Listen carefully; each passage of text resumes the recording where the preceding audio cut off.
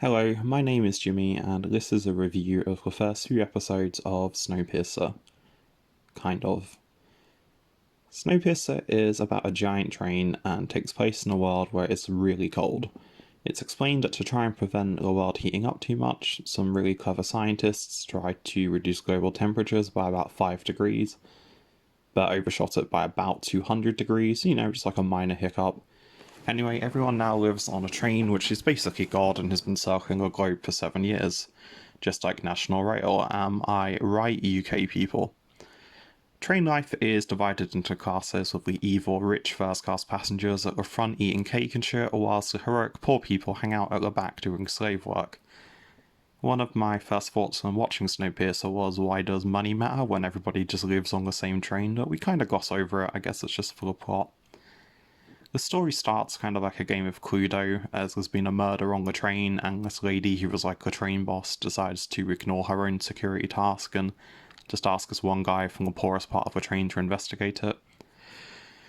The first episode or two is just like a lovely jaunt along the train where we get to see different parts, such as like a nightclub cart, the school cart, and the all-important beef cart.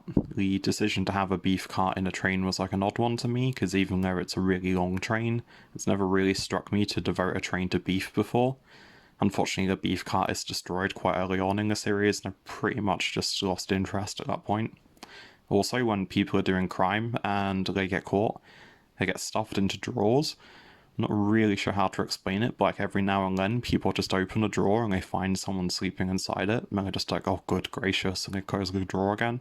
There's like a creepy old doctor who looks after the drawer people and cuts their nails while they're sleeping. I think he's a pervert, but it's 2020 and we kind of have bigger issues right now. Anyway, our hero starts to investigate the murders, which are kind of gross because the killer chops off the victims' penises and all of their limbs. Penises. No, so they just have one penis. Ignore that. He investigates some rich people, and his main suspect is Gru from the Despicable Me movies, and this girl who I think was in Brave.